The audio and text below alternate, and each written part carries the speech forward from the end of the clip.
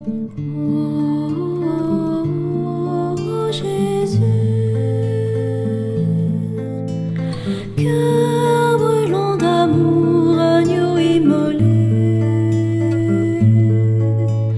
source de vie, torrent de grâce, viens guérir nos cœurs de tout péché. Source de vie, torrent de grâce, viens demeurer en nous et sauve-nous. Alors, si vous vous en souvenez, la semaine dernière, nous avons parlé de Jacques et Jude, les frères, deux frères qui sont cousins de Jésus. Nous allons voir deux autres frères qui ont été appelés quasiment ensemble, et c'est Jean et Jacques, fils de Zébédée. Alors, je vais commencer par Jean, parce qu'avec lui, on pourrait passer toute la semaine. Hein? Jean qui a le beau titre de disciple bien-aimé, celui que Jésus aimait. C'est le seul qui a ce titre-là. C'est que quand il voyait Jean, il se voyait. Pour lui, certainement, Jean, c'était son miroir. Jean, c'était sa consolation avec sa mère. C'est pas pour rien qu'ils sont là tous les deux au pied de la croix. Jean, c'est une grande pureté, mais en même temps, une grande véhémence aussi. Il est très ardent. Il est jeune, autour de 20 ans, et il a été appelé vraiment à suivre le Christ. Il était d'abord le disciple de Jean-Baptiste, hein, il ne faut pas l'oublier. Il cherchait Dieu. Il attendait le Messie. Il a été séduit par le Baptiste. Et le Baptiste annonçait justement celui qui doit venir, préparer les chemins du Seigneur. C'est celui qui, par un baptême de conversion, de purification, qui n'était pas comme le baptême de Jésus, en fin de compte, parce que le baptême de Jésus, c'est une véritablement renaissance où on devient comme lui. Mais le baptême de Jean-Baptiste, c'est un baptême de conversion pour nous préparer à accueillir l'auteur du vrai baptême. Et ce Jésus-là va demander à Jean de le baptiser. À Jean le Baptiste, là. Hein? Il ne faut pas se tromper de Jean, là. Jean l'évangéliste va être témoin de ça. Comme aussi probablement Jacques et aussi André, qui étaient disciples de Jean-Baptiste. Alors, ils étaient préparés. Ils étaient préparés à dire oui au Messie, puisqu'ils étaient disciples du Baptiste. Et c'est pour ça qu'on peut penser que la première fois qu'il l'a vu, à Béthanie du Jourdain, quand Jésus vient se faire baptiser, il était là avec son frère Jacques et André. Hein? Ça, c'est dans Jean 1, 29. C'est par intuition très forte intérieure, par un attrait, qui va dire oui à Jésus. Un peu comme Mère Teresa. Le 10 septembre 1946, Mère Teresa disait oui dans un train où elle s'en allait dans une retraite. Intérieurement, un attrait très fort où Jésus lui parle, où Jésus lui dit d'étancher la soif dans ses pauvres. Mère Teresa, elle ressent un attrait pour quitter sa communauté et aller s'engager auprès des pauvres, parmi les pauvres, dans les trous obscurs des bidonvilles. 70 ans, le 10 septembre 1946. Mère Teresa, elle m'est très proche aussi. J'ai écrit un livre sur elle avec « J'ai soif », de la petite Thérèse à Mère Teresa, parce qu'elle aussi a témoigné à sa manière « Pour vous, qui suis-je ?» Jusqu'où elle est allée pour suivre le Christ, dans les trous obscurs des bidonvilles, et on connaît maintenant tout ce que ça l'a généré à travers le monde. Sainte Mère Teresa de Calcutta.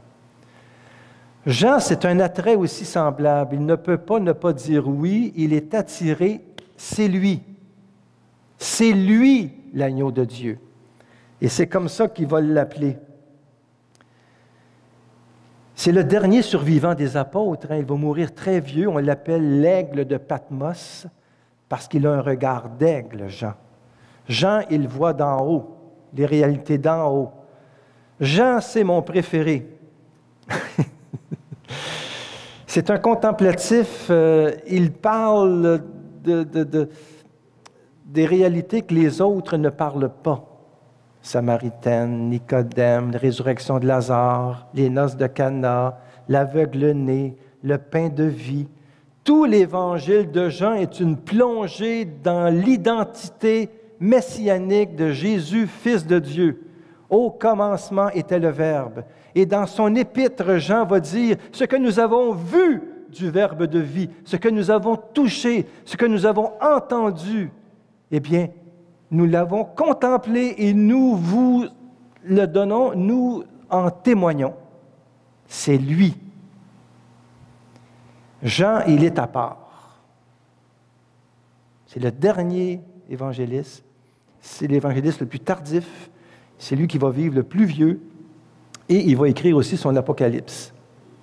Jean, qu'on appelle fils du tonnerre, c'est-à-dire Boanerges, dans Marc 3, 17, les fils du tonnerre, avec son frère Jacques, sont très ardents. C'étaient des Galiléens de Bethsaïda et fils de Zébédée. Leur père est un patron, pêcheur, sur le bord du lac de Tibériade. Leur mère, c'est Marie-Salomé, qui va être une des premières à suivre Jésus. Parce qu'il ne faut pas oublier que les apôtres suivaient Jésus, mais les mères, les femmes étaient là souvent. D'abord pour laver leur linge et leur faire à manger de temps en temps. Parce que ces tuniques-là, il faut que ça se lave aussi. Hein? Puis les femmes étaient là. Ce sont les femmes qui ont suivi Jésus. C'est très important, ça. On oublie ça, mais ça revient souvent. Surtout Luc m'en parlait beaucoup. De ces femmes qui étaient là pour la mission, qui n'étaient pas au service dans le sens des petites servantes, tout ça, là, mais qui préparaient, qui posaient des questions. Même la mère, on va y revenir, mais la mère de nos deux chers frères va dire « Seigneur, j'ai une faveur à te demander. » « Oui, ma chère Marie de Salomé, qu'est-ce que tu veux? J'aimerais ça que mes fils soient à ta droite et à ta gauche. » Bon, tu sais, bon, là, mon Jésus, il va dire « Écoute, là, ce que tu demandes, c'est pas moi, c'est le Père qui l'accorde. Pour boire à ma coupe, oui, ils vont boire, parce que tes chers fils vont tous mourir martyrs. » Il n'a peut-être pas dit ça de même, là, mais c'est que Jésus n'est pas au niveau des réalités terrestres. C'est pour le royaume. Et Marie, il faut qu'elle fasse du chemin, elle aussi. Il faut t'es lâches, tes fils, à un moment donné, là. Hein? Il faut t'es laisser aller. D'autant plus que les autres apôtres, ils entendent ça, puis ils sont jaloux. Bon, c'est encore toujours les fils de Zébédée qui ont tout. On sait bien, Jean, c'est son chouchou. Bon, mais peut-être qu'ils ne disaient pas ça comme ça, mais peut-être qu'ils y ont pensé sûrement. Mais c'est par Jean. Pierre va beaucoup passer par Jean. À la dernière scène, il va dire, qu'est-ce que Jésus dit, un de vous va me trahir. Pierre dit à Jean, dis donc qui c'est. Pourquoi que Pierre ne dit pas directement à Jésus? Parce qu'il sait très bien que Jean a tout de Jésus. Quand Jean demande quelque chose à Jésus, il l'a. Jésus, devant Jean, c'est comme devant lui-même. Cet apôtre-là, là, il est d'une pureté, d'une transcendance et d'un amour étonnant qui a fait la joie de Jésus. Mais dans le même groupe des 12, tu as Judas aussi, qui va être cause de scandale aussi pour Jean. Et Jean va être très dur vis-à-vis de Judas. C'est lui qui va dire qu'il a pigé à la caisse. C'est lui qui va dire que Satan l'a pris, est possédé de Satan. Jean, quand il parle de Judas, il n'est pas tendre. Bon. Mais en même temps, il a vécu le drame de l'intérieur. Et notre cher Jean, eh bien, il va être rappelé par pure gratuité comme les autres. Juste à prendre le dernier repas. C'est le seul où on voit le lavement des pieds. Jean 13. Il était là, lui, allongé sur la poitrine de Jésus. Il n'était pas collé, allongé. Parce que quand on mangeait là-bas, c'était comme couché. Et le repas de la dernière scène était comme couché sur un coude. Et puis on était tous autour. Et le pain et le vin. Et Jésus qui va laver les pieds. Hein? Et Jean, qui est tout près, va simplement pencher sa tête sur la poitrine de Jésus.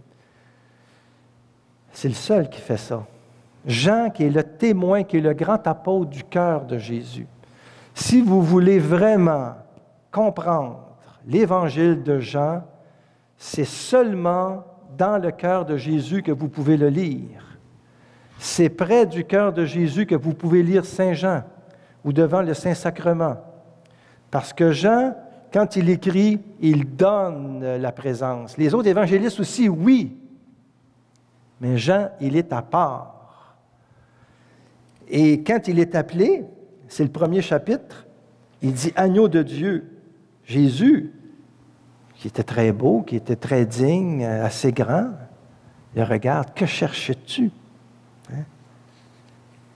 Puis comment tu sais que je suis l'agneau de Dieu? Bon, mais c'est Jean-Baptiste qui me le dit. Il faut lire là, ce dialogue de 1, 35, 39 de Jean. Jean qui voit Jésus, qui cherches-tu, maître, où demeures-tu? Jésus, venez, vous voyez. Les autres, ils se parlent par question. Hein? Qui cherches-tu? Il répond, où demeures-tu? Venez et voyez. Et Jean va suivre le Christ. C'est très beau. C'est très, très beau, ça. Et puis, là, que d'enseignement, écoutez, c'est Jean qui va dire « Demeurer en mon amour » tout le temps. Jean qui va développer le côté pasteur de Jésus. « Je suis le bon pasteur. Mes brebis écoutent ma voix. » On le sait, quand les brebis écoutent seulement la voix de quelqu'un du même. Ils n'écouteront pas la voix d'un autre berger. Sinon, ce n'est pas de leur troupeau. Mais les brebis de Jésus écoutent sa voix. Jean va tout développer ça, lui, le bon pasteur. Les Juifs vont être beaucoup interrogés sur lui. Hein. Ils vont dire, est-ce vraiment lui, le berger d'Israël, le Fils de Dieu?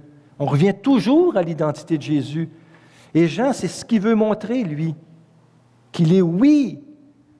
Mais alors, il le montre à sa manière, parce que Jean va nous montrer le drame. C'est une longue montée à Jérusalem, son évangile. Et Jean, c'est lui qui va nous parler de l'eau changée en vin, un os de Cana. C'est lui qui va nous parler de la guérison de la piscine, là, la piscine de Bethsaida. C'est le seul qui fait ça. Hein? Résurrection de Lazare, bon. Il va signaler les belles rencontres, Nicodème, bon, l'officier royal, la fuite des disciples après le discours de pain de vie, quand Jésus va dire « Et vous, est-ce que vous voulez me quitter, vous aussi? » On a connu des assemblées pleines, on a connu toutes sortes de choses dans l'Église aussi. On a connu plein de choses aussi au début de Jésus. Il y avait une foule incroyable parce qu'il avait multiplié les pains, il leur avait donné à manger. Donc, il y avait tout le monde croyant en Jésus. Mais quand il parle, qu'il dit « Je suis le pain de vie, qui mange ma chair et boit mon sang a la vie éternelle. Je suis la résurrection et la vie. » Eh bien, comment cet homme-là peut-il donner sa chair à manger? Il est devenu fou, quoi. Puis ils s'en vont. C'est une parole qui est encore très actuelle et Jésus va leur dire « Et vous, voulez-vous me quitter, vous aussi? » Et c'est Pierre qui va dire « Mais Seigneur, où irions-nous? Tu as les paroles de la vie éternelle. » Jean 4 avec la Samaritaine, tellement riche d'enseignements, cette femme qui est là, puis Jésus qui a soif, qui n'a rien pour puiser, puis Jésus qui lui demande « Donne-moi à boire. » Et Jésus sur la croix qui va dire « J'ai soif. » Il a soif de quoi, Jésus? Il a soif de toi. Il a soif de ton amour. La petite Thérèse de Lisieux et Mère Thérèse ont beaucoup compris ça. C'est le mystère de la soif de Jésus. Jésus a soif de la foi de la Samaritaine. Jésus a soif qu'elle soit son disciple. Et tranquillement, il va l'amener. La Samaritaine. Jésus va dire, si tu savais le don de Dieu. C'est unique dans Jean, ça. Et aussi, juste avant, chapitre 3, Jean va dire, Dieu a tant aimé le monde qu'il nous a donné son Fils, non pas pour juger le monde, mais pour l'aimer. Non pas pour condamner le monde, pour l'aimer. Et qu'il y a des paroles tellement puissantes dans Saint Jean. Et la Samaritaine qui va raconter un petit peu sa vie, et elle ne ment pas, et Jésus est touché par cette confidence de la Samaritaine qui dit non, j'ai eu 5 maris, puis bon, en fin de compte, mon affaire, ça ne marche pas bien. Je vois que tu es un prophète, Seigneur. Et elle détonne un petit peu la conversation, puis elle dit, Seigneur, où on doit adorer? Donc, c'est une femme qui est préoccupée par Dieu. Vous autres, vous dites, c'est à Jérusalem. Nous, on dit, c'est au mont Garizim. Les Samaritains, vous savez, c'était des impurs, des exclus, on ne leur parlait pas. Puis Jésus passe souvent le temps dans cette région-là. C'est qu'il scandalise ses apôtres, mais il se dit, il doit bien faire ce qu'il fait. Lui qui marche sur les eaux, puis qui fait des miracles.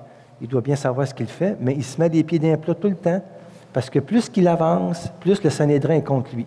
Ça va mal finir son affaire, mais nous, on va être là pour le défendre. C'est comme ça qu'ils pensent, eux autres. Eh bien, Jésus va révéler que les vrais adorateurs, c'est en esprit et en vérité, la Samaritaine. Et la Samaritaine va laisser sa cruche et elle va aller vers le village pour annoncer le Messie. Et les villageois vont dire, « Nous croyons, nous aussi, et nous croyons que c'est lui le sauveur du monde. » Un titre messianique très fort. Mais le plus fort, c'est Thomas. On y reviendra dans une autre émission. Thomas qui va dire « Mon Seigneur et mon Dieu ». Tout ça, c'est dans Saint Jean. Tu n'as pas ça ailleurs. Saint Jean qui va aussi nous partager ce bel épisode de la miséricorde de la femme adultère, cette femme qui est prise en flagrant délit d'adultère, et qu'on l'amène devant Jésus. Puis qu'est-ce qu'on fait? Moïse nous dit de la lapider. Bon, ils veulent piéger tout le temps Jésus. Comme je vous ai dit, c'est un drame dans Jean, parce que Jésus vous confrontait à des adversaires, et lui, il met toujours en autorité son identité profonde de fils de Dieu. Et Jésus va écrire sur le sol. Moi, je pense bien qu'il écrivait sur le sol impatience, impureté, voleur, orgueilleux, menteur. En réalité, ce sont les péchés de ceux qui accusent la femme adultère. Ils vont tous s'en aller, à commencer par les plus vieux. Et Jésus dit, « Femme, personne ne te condamne, mais moi non plus. Va et ne pêche plus. » Il ne dit pas « Va et fais comme avant. » Jésus ne condamne pas, il propose. Jésus ne donne pas des ordres, il lance des appels. Est-ce qu'on va comprendre ça un jour? Que Dieu, ce n'est pas des ordres qu'il nous donne, c'est des appels qu'il nous lance. Dieu n'est qu'amour, n'est que miséricorde. C'est Jean qui va développer ça beaucoup dans ses épîtres. Dieu est amour. Quiconque aime connaît Dieu et est né de Dieu. C'est l'amour, c'est l'amour. Et puis, écoutez, on sait bien, au pied de la croix, il était là, lui. Il a vu, il a été témoin du coup de lance, il peut en parler. C'est le seul qui en parle comme ça. Il était là, il a vu jaillir l'eau et le sang, qui symbolisent le baptême, l'Eucharistie, les sacrements. C'est lui qui va prendre Marie chez lui. C'est lui qui va approfondir la relation avec Jésus à travers sa mère, Marie, qui est le guide par excellence pour nous conduire à Jésus. Qui a Jésus a tout, mais qui a Marie a tout aussi. Et c'est Jean qui va nous parler des apparitions aussi, les linges qui sont pliés, le tombeau vide, tout ça. En tout cas, il va beaucoup mettre l'accent là-dessus. Il est fêté le 27 décembre. Alors, mon cher Jean, on n'a pas le temps de parler de ton Apocalypse, qui veut dire Révélation, où il évoque les premiers combats de l'Église. C'est un livre d'espérance, l'Apocalypse. Hein? Et puis même, il va dire à la fin, il dit, le Maître a fait beaucoup de choses, mais si on les écrivait, il n'y aurait pas dans le monde, on ne pourrait pas contenir tous les livres qu'on pourrait écrire sur Jésus. Il termine comme ça, notre Jean. Jacques, fils de Zébédée, le premier martyr, le frère de Jean, leur même père, bien sûr, qui va être appelé lui aussi, quasiment en même temps que Jean, parce qu'il est disciple de Jean-Baptiste, et de toute façon, Jean et Jacques, ils se tiennent. Hein? Et on dit le majeur, hein? Pourquoi? Mais pour le différencier de Jacques d'Alphée, le cousin de Jésus, qui est, on appelle le mineur. Ça ne veut pas dire qu'il y en a un qui est... C'est parce qu'il était le premier appelé Jacques, après Jean. Donc, c'est le majeur. Jacques d'Alphée vient plus tard. Moi, qui m'appelle Jacques, je prends les deux. Le majeur et le mineur. Parce que les deux ont à me dire quelque chose sur Jésus. Et les deux aussi ont des tempéraments quand même différents, mais je me retrouve dans les deux. Jacques d'Alphée est beaucoup plus doux, alors que notre fils de Zébédée, c'est un ardent. À un moment donné, il interpelle Jésus. Hein, c'est Jacques qui dit ça. Il dit, Seigneur, est-ce que tu nous ordonnes de jeter le feu dans cette ville? T'sais? Hein? À un moment donné, ils vont dans la ville, une ville de Samarie, puis il n'est pas bien accueilli. Puis il va dire, Seigneur, qu'on mette le feu dans cette ville-là. Jacques, il dit, ça, c'est pas même brillant de sa part. Jésus va le remettre à l'ordre. Il va dire, vous ne savez pas de quel esprit vous êtes, vous autres. Depuis le temps, vous marchez avec moi. Voyons donc, les fils du tonnerre, on se calme. Le Fils de l'homme n'est pas venu pour perdre les hommes, mais pour les sauver. Le royaume de Pilé va parler comparé à un bon grain dans son champ, alors qu'il y a de l'ivraie autour. Et là, puis il va dire, puis là, c'est Jacques aussi qui va dire, nous voulons te suivre jusqu'au bout à Jérusalem. Et tout ça, c'est des paroles, on les retrouve dans l'Évangile, dans les Évangiles. Moi, je les relate dans le livre Jésus raconté par ses proches. C'est comme ça, en fin de compte, j'ai pris de ce qu'ils ont dit un peu, d'après des études aussi d'autres personnes. Benoît XVI a écrit une très belle vie sur Jésus. Il y a beaucoup d'autres aussi, des témoins qui m'ont quand même nourri pour écrire ce livre-là, Jésus raconté par ses proches. Parce que je ne veux pas dire n'importe quoi, moi. Hein? Et puis écoutez, là, il y a tellement de choses, mais en fin de compte, ce qu'il faut retenir pour Jacques, en tout cas, c'est un des trois. Il est privilégié, lui. Vous savez, on ne sait pas qu'on dit Pierre, Jean-Jacques, c'est pas pour rien, hein? Pierre, Jean-Jacques. Bon. Pierre qui est le chef, Jacques qui est le disciple bien-aimé, puis Jacques, mais on ne sait pas trop qui il est, mais lui, il est là à la transfiguration, il est là à la résurrection de la fille de Zaïre, puis il est là aussi à l'agonie de Jésus. Remarquez bien qu'ils vont dormir à la transfiguration puis à l'agonie. Bon. Est-ce qu'il a dormi pour la résurrection de la fille de Jaïr? On ne le dit pas. C'est peut-être pour ça que j'aime faire des siestes, parce que mon patron aimait dormir aussi. Bon. Mais Jésus lui-même a dormi dans la barque. Puis c'est pour ça qu'ils vont paniquer un peu. Il y a une grande tempête. Bon. Tout ça donne quand même une proximité que d'autres apôtres n'ont pas vécue. La transfiguration, là, c'est seulement 3, hein? Et c'est unique, la transfiguration, où Jésus, c'est sa gloire qui s'exprime. La transfiguration, c'est une préfiguration de la résurrection. Son corps devient glorieux, à tel point qu'ils ont peur. Puis Pierre va dire, il ne sait pas trop quoi dire, bien écoute, dressons 3 tentes. Une pour toi, une pour Moïse, puis une pour Élie. Nous autres, on va coucher dehors. Il ne savait pas ce qu'il disait. Mais au moins, Pierre, il dit quelque chose. Pierre, il est toujours. On va le voir à la prochaine émission, notre cher Pierre. Il est très attachant. Mais il était là, Jacques. Il a vu le Seigneur. Il l'a vu après Jésus. Il a entendu quand il a dit qu'il faut que le Fils de l'homme aussi soit persécuté. Parce que sur la montagne du Tabor, c'est pas là que Jésus sauve. Il y a une autre montagne qui fait face au Tabor et c'est le Calvaire, le Golgotha, où la prière ne sera pas la même. La prière sera « Mon Dieu, pourquoi m'as-tu abandonné? » Ils vont vivre une transfiguration aussi après la mort de Jésus. Mais ils ne seront pas là au Calvaire. Jean va être là. Jean qui était là à la transfiguration va aussi voir le Maître mourir sur la croix. Et Jean, avec Pierre, va être là aussi au matin de Pâques. Les premiers, après Marie-Madeleine, ils vont être là au tombeau. Et Jean va courir plus vite que Pierre parce qu'il est beaucoup plus jeune. Puis ils vont être là au tombeau.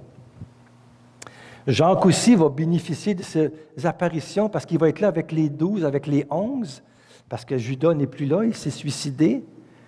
Thomas ne sera pas là, mais il reviendra pour Thomas parce qu'il va vivre une expérience unique de la miséricorde du Seigneur. C'est le seul qui va mettre les doigts dans le côté de Jésus, dans ses plaies.